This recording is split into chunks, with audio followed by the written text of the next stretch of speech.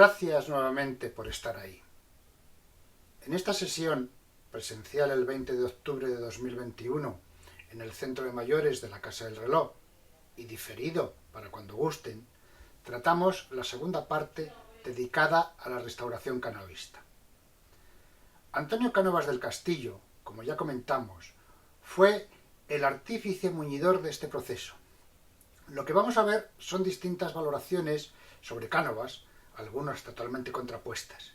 Mi intención es que tengan elementos para ampliar su punto de vista y que se formen su propia opinión sobre él.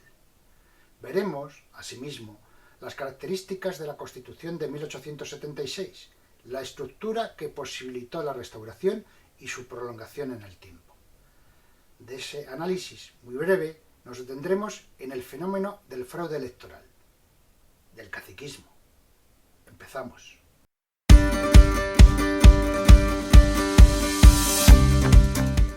Comenzaremos con distintas visiones de la figura de Antonio Cánovas del Castillo. La primera que recogemos es la que realiza el periódico satírico republicano El Motín, por tanto oposición a Cánovas, que presenta el dibujo, la caricatura que se muestra a la izquierda y que en el texto incluye la siguiente descripción de la misma. En 1854 se subleva con O'Donnell. En 1871 está a punto a servir a don Amadeo.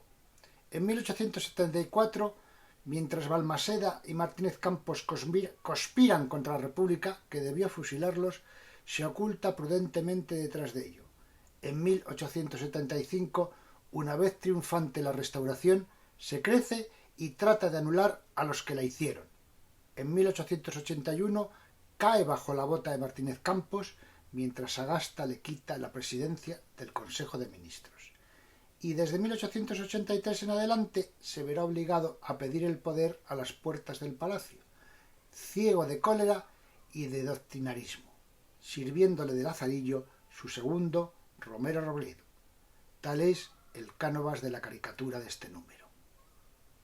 Como podemos apreciar, no le querían mucho, no le tenían ningún aprecio, porque Cánovas los había llevado a la ilegalización.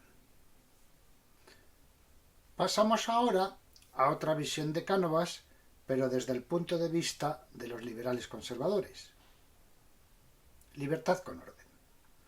Lo que recogemos en la semblanza realizada por Jorge Vilches, politólogo y sociólogo, profesor titular de Historia del Pensamiento y los Movimientos Sociales en la Universidad Complutense, que ha sido asesor de la presidenta de la Comunidad de Madrid, Isabel Díaz Ayuso, a la que escribía los discursos, y es colaborador habitual de Prensa Conservadora Actual. Dice Vilches: la herencia de Cánovas en la política española es el asentamiento del ideario liberal conservador y cuyo eclipse a finales del siglo XIX contribuyó a la crisis del siglo XX en una España cegada por los radicalismos antiliberales y la política de masas. El dominio del ideario liberal conservador lo resumía la confesión de Cánovas de que venía a continuar la historia de España. La revolución, añade, había sido el contrapunto al moderantismo isabelino y la restauración había de ser el siguiente paso en el camino de España hacia la libertad con orden. Esa continuidad se haría a través de una monarquía basada en la soberanía compartida de las Cortes con el rey y una constitución histórica de raíz burkeana. Esto quiere decir, las constituciones históricas son similares a la inglesa, donde la primera a la que se llegó no se hizo de manera sangrienta, sino por una evolución institucional. Sigue Vilches, donde el texto constitucional sería el eje político sobre el que podrían gobernar partidos distintos, fusionando con habilidad el parlamentarismo con la prerrogativa regia. La aceptación del adversario fue la norma de conducta que hizo posible el régimen. Es decir, los grandes partidos tuvieron un comportamiento marcado por la lealtad al régimen y el acatamiento de la legalidad, tanto en el gobierno como en la oposición. Recurrimos ahora a lo que sobre Cánovas, del que era un experto, ha señalado el profesor Palacio Atar, catedrático de Historia de la Universidad Complutense, que puede considerarse como uno de los valedores de la obra de Cánovas, apoyado en la historiografía. Destaca el profesor Palacio Atar que la Restauración fue norma, equilibrio y estabilidad al final del estado de excepción que representó la Primera República. La fórmula ensayada por Cánovas bajo la monarquía de Sagunto fue la de crear un Estado de Derecho inspirado en el espíritu de la conciliación, modelo británico, como ya les he comentado antes, dando cabida a la gama de fuerzas políticas más amplia posible, no solo a los que habían apoyado directamente la Restauración, sino incluso a los que habían protagonizado la Revolución de 1868.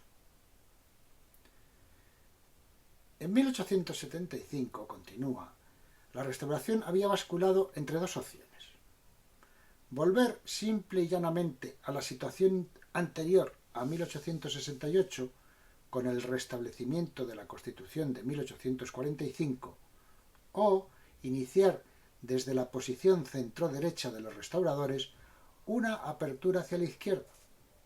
En una palabra, la alternativa de 1875 era convertir el golpe de Estado de Sagunto en un anti-alcolea, actitud que podríamos denominar contrarrevolucionaria, o, por el contrario, hacer de Sagunto una pista de arranque de un modelo integrador en el que sólo quedaran fuera los que se autoexcluyeran, por la derecha los carlistas, todavía alzados en arma, y por la izquierda los republicanos.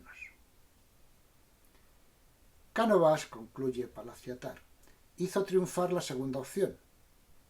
Ese es su mérito y su salto positivo. Añade: nada de retorno al pasado. Todas las acciones anteriores se hallaban desacreditadas. Su interés era perfilar un futuro absolutamente renovado. Otro catedrático de Historia de la Complutense, José María Jover Zamora, tiene una visión menos idílica de Cánovas de la que acabamos de recoger de Palacio Atar. Advierte el profesor Jover Zamora que ni la Revolución de 1868, ni la monarquía democrática de Amadeo, ni la República Federal de 1873 habían llegado a alterar, menos aún a derribar, los sólidos fundamentos socioeconómicos de la vieja España isabelina. Así, desde su punto de vista, Cánovas sirvió a esos intereses e incurrió en el desprecio anterior a las clases populares. Lo que hace Cánovas es un nuevo partido, el Partido Conservador, en el que encuadra las fuerzas sociales de antaño representadas por el Partido Moderado y la Unión Liberal de O'Donnell, en los que se había apoyado el statu quo de Isabel II. Indica Jover que la clave de la consolidación del régimen se encontraba en la forja de un orden constitucional en el que se conjura el respeto extremo a las formas del sistema parlamentario y la cínica adulteración de sus esencias reales. Impuesta la disciplina en la prensa y en los partidos, las elecciones serán un trámite. Romero Robledo, el ministro de Gobernación artífice de los pucherazos, llenó el vacío real de las votaciones con una interpretación abusiva y trapacera de acomodo a las nuevas circunstancias. Romero Robledo, afirma Jover, sentó un pésimo precedente, la corrupción electoral, de la que se aprovecharon en mayor o menor grado los ulteriores ministros de la Gobernación. Lo que Cánovas no supo calcular es que los amaños y fraudes electorales perpetrados en punible costumbre se llegó a hacer un argumento contra la monarquía. La herramienta de Cánovas, concluye Jover, fue la nueva Constitución de 1876, que pretendía ser una síntesis de la Constitución moderada de 1845 y la democrática de 1869, con la peculiaridad de marcar una frontera tajante por la que se deja fuera de la legalidad todo partido, asociación o reunión que cuestionara que la soberanía era compartida, Cortes y Rey, frente a la nacional, es decir, a la soberanía del pueblo. Veamos ahora la Constitución de 1876. Hay que advertir previamente que hubo dos modelos de constituciones en la España del siglo XIX. Uno progresista, plasmado en las constituciones de 1812, 1837 y 1869, y otro conservador, recogido en las constituciones de 1834, 1845 y 1876. Las constituciones progresistas partían de la soberanía nacional y de un concepto racional normativo de la Constitucional. Las moderado conservadoras partían de la soberanía compartida entre el rey y las Cortes y de un concepto histórico de Constitución. Aquellos reyes, por la gracia de Dios, cedían parte de su soberanía, no toda, a los representantes del pueblo. Características de la Constitución de 1876. Es corta, 89 artículos. Promulgada el 30 de junio de 1876 y vigente, la más larga hasta ahora, hasta 1923, en que fue derogada con el golpe de Estado de Primo de Rivera y el inicio de su dictadura. En esas características, lo más destacado es la soberanía compartida entre las Cortes y el rey. Ello implica la negación de la idea de soberanía nacional. Esas Cortes son bicamerales. El Senado está compuesto por senadores por derecho propio, entre los que se encuentran los grandes de España, la jerarquía eclesiástica y la militar. Luego hay unos senadores vitalicios, que serán nombrados directamente por el rey, y finalmente unos senadores elegidos por sufragio censitario entre los mayores contribuyentes, con la característica de que para poder ser elegido senador había que poseer una renta todavía mucho mayor que la que era necesaria para poder ser elegido diputado. El Congreso era un Congreso elegido. En las primeras elecciones, como se respetaron las reglas de las elecciones de 1872, todavía había sufragio universal, aunque muy reducido y con una gran abstención. Y luego el propio Cánovas volvería a el sistema censitario, que en uno de los vaivenes sería suprimido nuevamente por Sagasta. Y veremos que poco importaba si eran muchos o pocos los electores, porque se habían amañado las formas en algo que se conoce como caciquismo y que va a definir este periodo.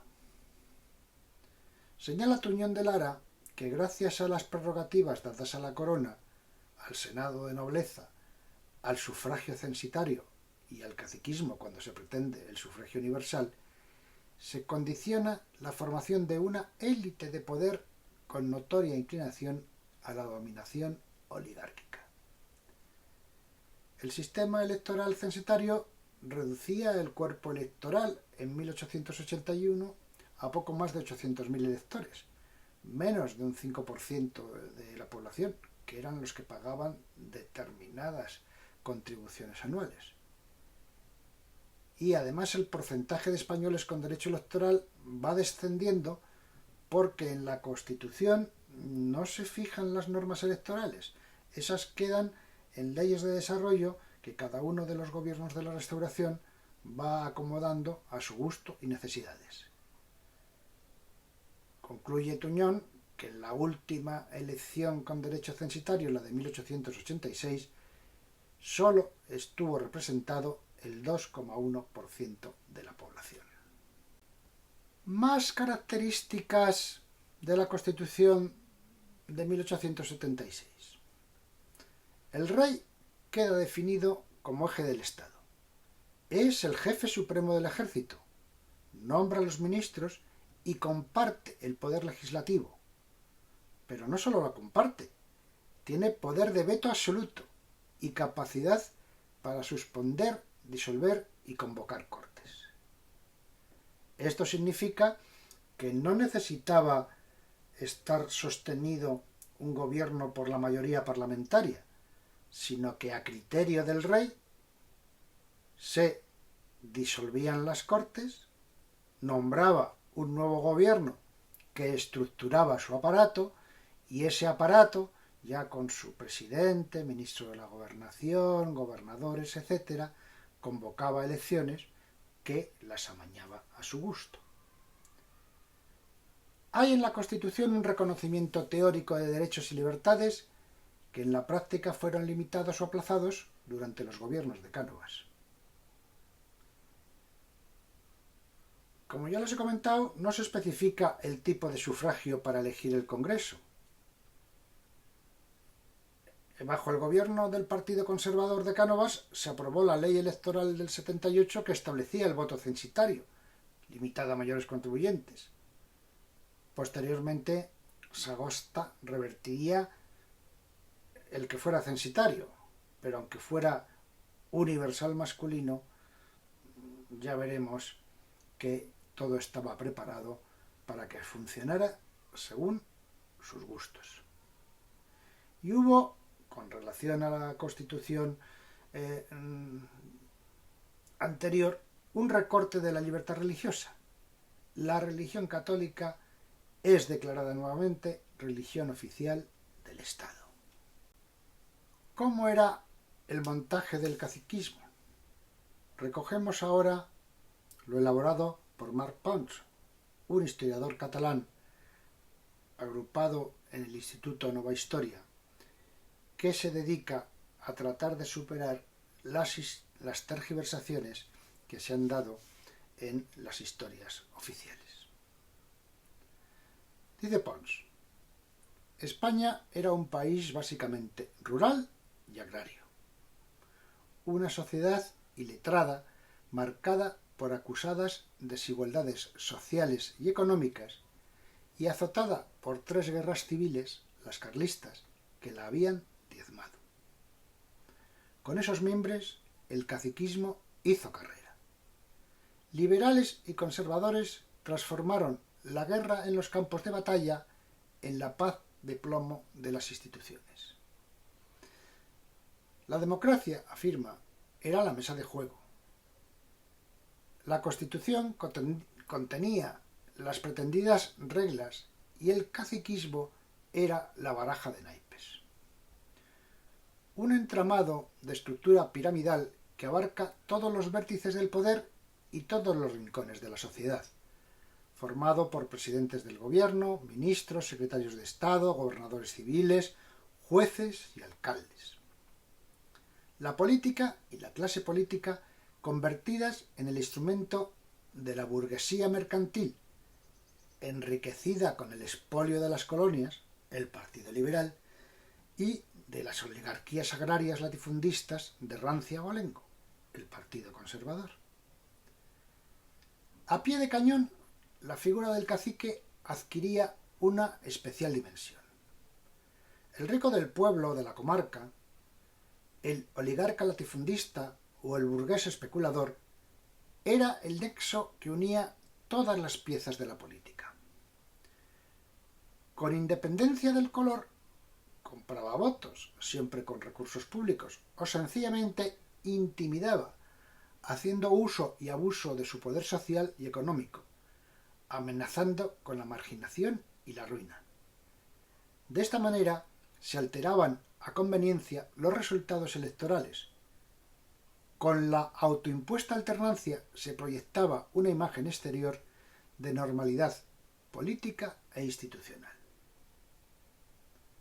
Aunque ellos lo negaban, lo que ven en este gráfico como resultado de las mayorías de escaños obtenidas en el Congreso de los Diputados, hay una absoluta regularidad entre el ascenso de conservadores, bajada de liberales, viceversa, mientras que los grupos que no estaban en este entendimiento, en este turnismo, la línea verde, que ahí pueden haber, pues nunca alcanzaban un número significativo de diputados como para poder ser tenidos en consideración. Vamos a ver ahora el análisis que sobre el caciquismo hace Gerald Brennan. Brennan fue un hispanista británico que escribió una obra que se llama El laberinto español, en el que desmenuza los problemas de España anteriores a 1936. En el mundo de habla inglesa se considera que esta obra es la mejor introducción para el profano que desee especializarse en temas hispánicos. Según Brennan, Cánovas vio claro que España debía ser gobernado durante un cierto tiempo por las clases altas del país, hasta que la monarquía de Alfonso XII ganase fuerza y prestigio. Las elecciones, decía, debían ser cuidadosamente controladas. La máquina electoral disponía de su Estado Mayor en el Ministerio de la Gobernación. Desde allí se cursaban órdenes a los gobernadores civiles de las provincias, señalándoles los nombres de los candidatos del gobierno y el porcentaje que deberían sacar. El gobernador civil trasladaba esas instrucciones a los ayuntamientos. Si por azar no resultaban elegidos los seleccionados, se descubría alguna irregularidad que invalidaba la votación. En general, señala Brennan, los miembros de los comités electorales, los equivalentes ahora a los miembros de una mesa electoral que tienen que hacer las actas al final de recontar los votos, certificaban que ellos habían contado los votos, pero dejaban la columna en blanco para que la rellenase a su gusto el gobernador.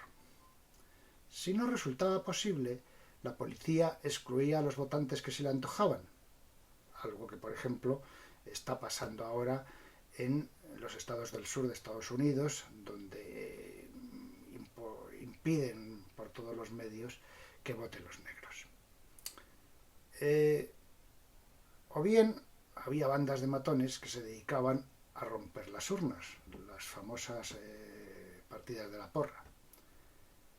Brennan señala que hubo connivencia, está documentado, entre partidas de bandoleros y caciques para llevar a cabo esta labor. Los caciques eran las personas destacadas de cada localidad y eran omnipotentes. Con la protección del gobernador designaban los alcaldes en las localidades pequeñas y controlaban los jueces locales. Por otra parte, aprovechándose de ese poder, usurpaban las tierras comunales, invadían con sus rebaños las tierras cultivadas de otro o desviaban los canales de riego.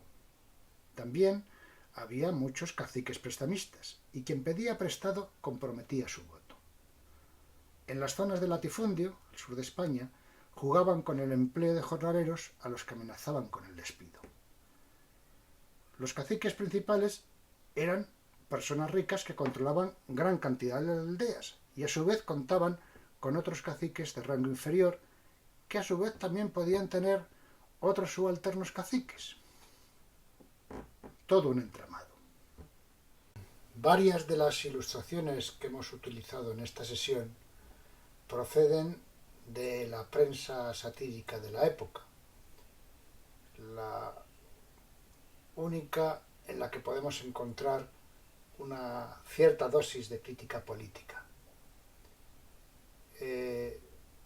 Son publicaciones breves, de 4 o 8 páginas. Están accesibles en la magnífica hemeroteca digital de la Biblioteca Nacional de España. Al final de cada reseña tienen el enlace para que puedan consultarlo si quieren desde internet, porque merece la pena leer algunas de sus páginas.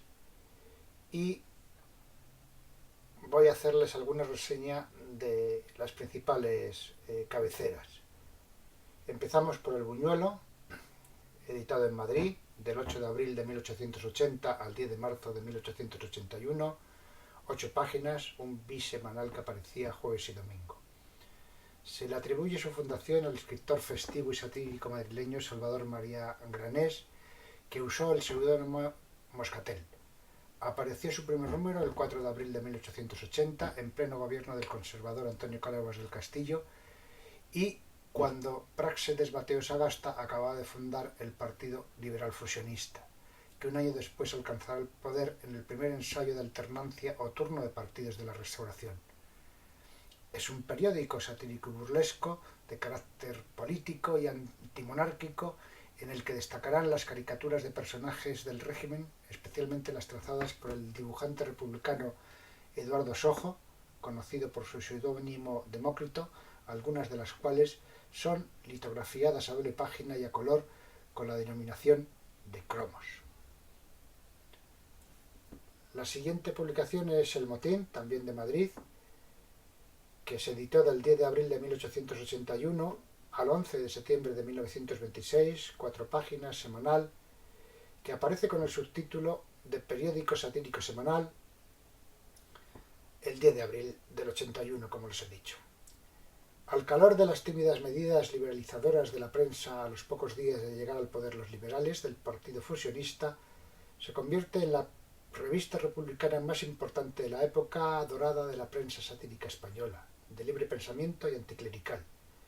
En una época de florecimiento de las sociedades masónicas, librepensadoras y laicas, a las que también será afín, criticará la función autoritaria y adormecedora de la propaganda y de las actividades caciquiles eclesiásticas, en palabras del historiador José Álvarez Junco. Es fundada por el republicano federal y periodista de ideas avanzadas, José Náquens, y le acompañan en la fundación el también periodista Juan Vallejo Larrinaga, que asumirá su dirección en su primera etapa, así como el destacado dibujante y caricaturista Eduardo Sojo, con el seudónimo Demócrito. Hablemos ahora de La Porra, periódico de Barcelona, que se edita entre el 23 de junio de 1881 y el 31 de diciembre del mismo mes, 4 páginas, es un semanal. Efímero semanario satírico ilustrado que nació con los nuevos aires de libertad para la prensa que trajo el gobierno liberal de Sagasta, quien sustituyó al conservador Cánovas del Castillo. Unos meses antes de la restauración borbónica, en 1874, se publicó otro periódico con el mismo título, de La Porra, también en Barcelona, aunque se desconoce si los promotores de uno y otro eran los mismos. Fue especialmente crítico con Emilio Castelar, que había sido presidente de la Primera República Española y acabó aceptando la monarquía de Alfonso XII. Finalmente, les reseño Gil Blas, otra publicación de Madrid, que se editó entre el 29 de enero de 1882 y el 1 de junio del mismo año. 8 páginas que aparecía jueves y domingo. El 26 de enero del 82 reaparece esta cabecera que había fundado y dirigido Luis Rivera en 1864 y que llegó hasta 1872, de carácter republicano federal y anticlerical, y que había representado a la prensa española el inicio de la caricatura política. Se publica tras la tímida apertura de la libertad de prensa de la Restauración, ahora bajo la dirección de Antonio Sánchez Pérez, con el mismo carácter satírico, pero más festivo y no exento de crítica política y social. Aún así, no podrá sobrevivir al ser condenado por el Tribunal de Imprenta a más de 4 meses de suspensión. Destaca en sus páginas la colaboración de un joven Leopoldo Aleascarín. Entre sus dibujantes y caricaturistas están Luca, Menéndez, Urrutia y el ya mencionado en otras, Demócrito. Les agradezco su atención. Discúlpenme si les he confundido. Era lo buscado para que comparen, comenten, lean algo más y se formen su propio juicio. En la próxima sesión abordaremos cómo era la situación socioeconómica de España. Después, sucesivamente, veremos el nacimiento de los movimientos obreros organizados y de los nacionalismos catalán y vasco. Y, como siempre les digo al finalizar, por favor, cuídense. La pandemia está casi vencida, pero no superada del todo. Hay que seguir cuidándose.